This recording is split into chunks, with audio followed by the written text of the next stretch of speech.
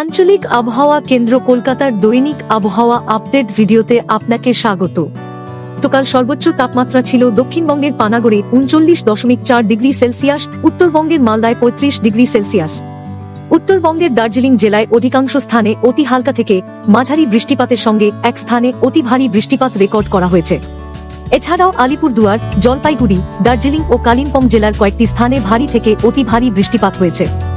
দক্ষিণবঙ্গের বীরভূম, নদিয়া, উত্তর ও দক্ষিণ ২৪ পরগনা এবং হুগলি জেলার অধিকাংশ স্থানে অতি হালকা থেকে মাঝারি বৃষ্টিপাতের সঙ্গে এক বা দুই স্থানে ভারী বৃষ্টিপাত হয়েছে।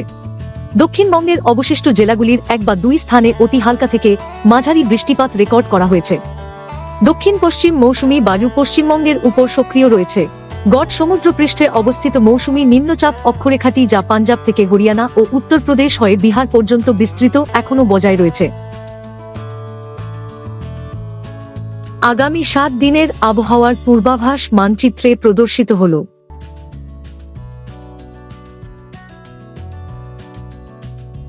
অনুকূল বায়ুপ্রবাহ এবং বঙ্গোপসাগর থেকে শক্তিশালী জলীয় বাষ্পের প্রবেশের ফলে পশ্চিমবঙ্গের কয়েকটি জেলায় বজ্রবিদ্যুৎ সহ বৃষ্টিপাতের কার্যকলাপ অব্যাহত থাকার সম্ভাবনা রয়েছে। এর প্রভাবে উত্তরবঙ্গের কয়েকটি জেলায় ভারী থেকে অতি ভারী বৃষ্টিপাত এবং কোথাও কোথাও অত্যন্ত ভারী বৃষ্টিপাত হওয়ার সম্ভাবনা অত্যন্ত প্রবল। আগামী ৭ দিনের আবহাওয়ার সতর্কতা মানচিত্রে প্রদর্শিত হল।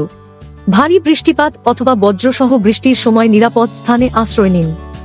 গাছ, বিদ্যুতের খুঁটি বা অরক্ষিত দুর্বল কাঠামোর নিচে আশ্রয় নেওয়া থেকে বিরত থাকুন এবং জলাশয়ের সংস্পর্শ এড়িয়ে চলুন। যানবাহন চলাচল প্রয়োজন অনুযায়ী নিয়ন্ত্রিত করা হতে পারে। উত্তরবঙ্গের জেলাগুলিতে আগামী 2 দিনে দিনের তাপমাত্রা 2 থেকে 3 ডিগ্রি সেলসিয়াস এবং দক্ষিণবঙ্গের জেলাগুলিতে আগামী 24 ঘন্টায় 2 থেকে 4 ডিগ্রি সেলসিয়াস হ্রাস পেতে পারে। এর পরবর্তী সময়ে উত্তর ও দক্ষিণবঙ্গের জেলাগুলিতে দিনের তাপমাত্রার বিশেষ কোনো পরিবর্তনের সম্ভাবনা নেই।